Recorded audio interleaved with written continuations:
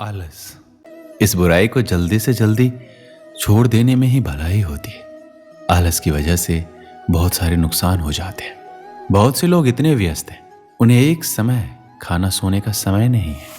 वहीं दूसरी तरफ कई लोगों के पास कोई काम धंधा ना होने के कारण आलस से परेशान है। वो अपनी निजी जिंदगी से परेशान होकर किसी भी काम में रुचि नहीं रखते। उन्हें हर समय थकान और नींद आने लगती है।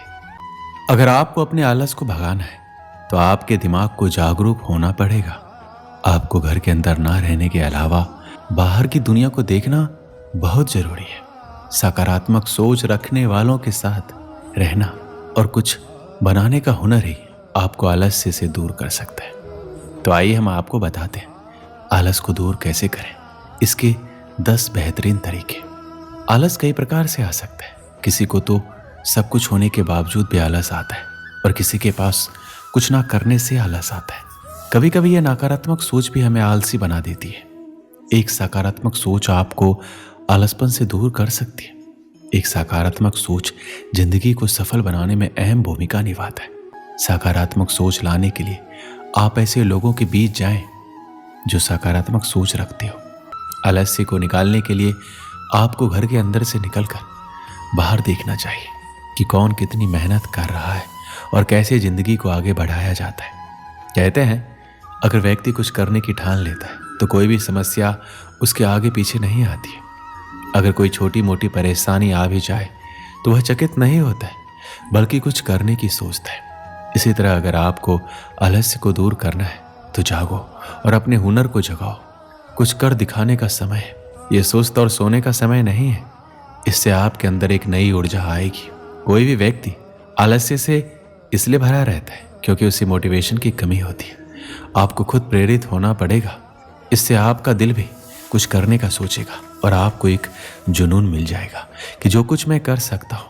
आप अपने काम को बढ़ावा देने या अपने लक्ष्य को प्राप्त करने के महत्व के बारे में पुष्टि और सोच के माध्यम से अपनी प्रेरणा को मजबूत कर सकते हैं।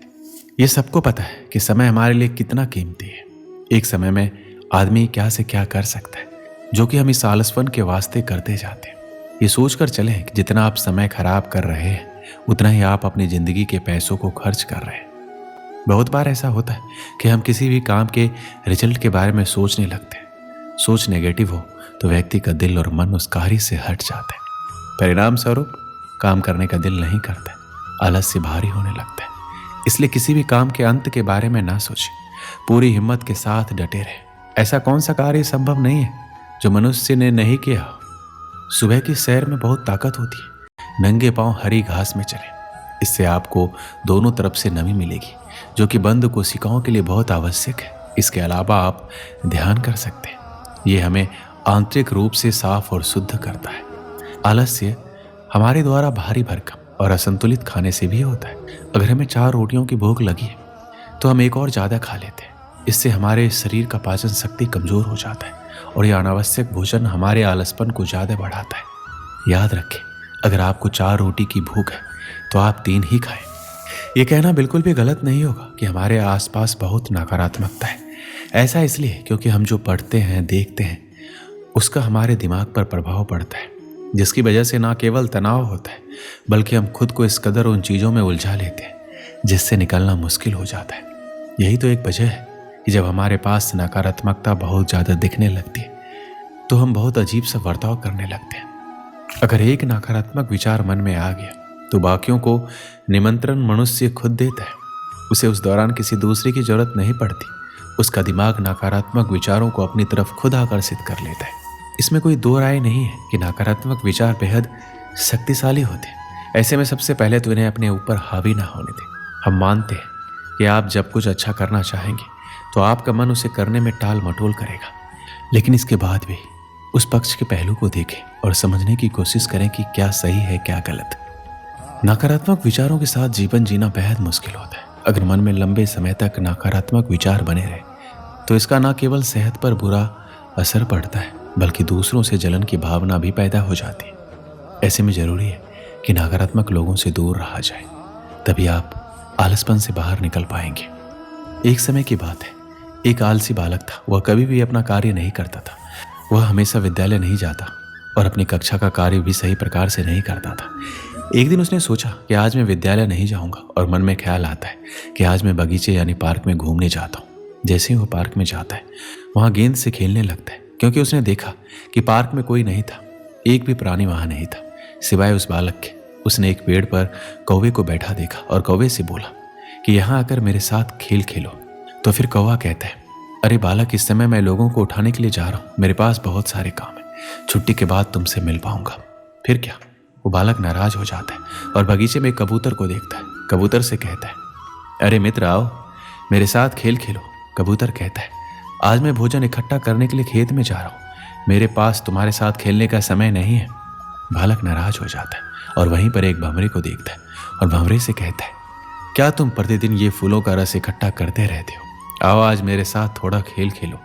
भंवरा कहता है, यदि मैं तुम्हारे साथ खेल खेलूंगा तो फिर मैं फूलों से शहद कैसे इकट्ठा कर पाऊंगा? तुम मुझे माफ करो, मैं तुम्हारे साथ नहीं खेल सकता। फिर उसे एक चींटी दिखाई देती है और चींटी उसके भाग्य को खोल देती है और चींटी उसको एक संदेश देती है कि हमें आलस्य बनकर नहीं बैठना चाहिए। वह बालक अपने मन में विचार करता है कि संसार में चाहे पतंग हो, जीव जंतु हो या मानव हो, सभी अपने कार्य में व्यस्त रहते, कोई भी आलसी नहीं है। तो फिर मैं किससे आलस करता हूँ और प्रण करता हूँ कि आज के बाद मैं भी आलसी बनकर नहीं बैठूंगा। उसी दिन से वह विद्यालय जाना शुरू करता है और मन लगाकर पढ़ाई करता है, जिससे वह विद्वान बन जाता है। इस कहानी से हमें क्या सीख मिलती है? मनुष्य का सबसे बड़ा शत्रु आलस होता है। वह उसके शरीर में रहकर उसके शरीर को इतना कमजोर कर देता है, वह कभी मेहनत नहीं कर पाता, परिश्रम नहीं कर पाता, उसकी इच्छा काम करने की नहीं होती, एकदम से अंदर से खोखला हो जाता है। इसलिए इस आलसी रूपी शत्रु को हमें अपने शरीर के मन से और आत्मा से हमेशा के लिए निकाल फेंकना चाहिए। हमें कभी भी अपने आप को खाली नहीं समझना चाहिए। जब भी हमें लगे कि हम खाली हैं तो हमें उस समय कुछ ना कुछ कार्य हमको करना चाहिए।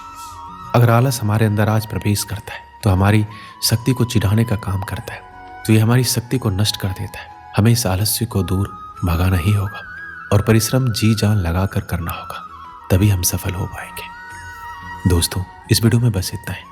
मिलते हैं अगले वीडियो में। अपना ख्याल रखिएगा। जय श्री कृष्ण।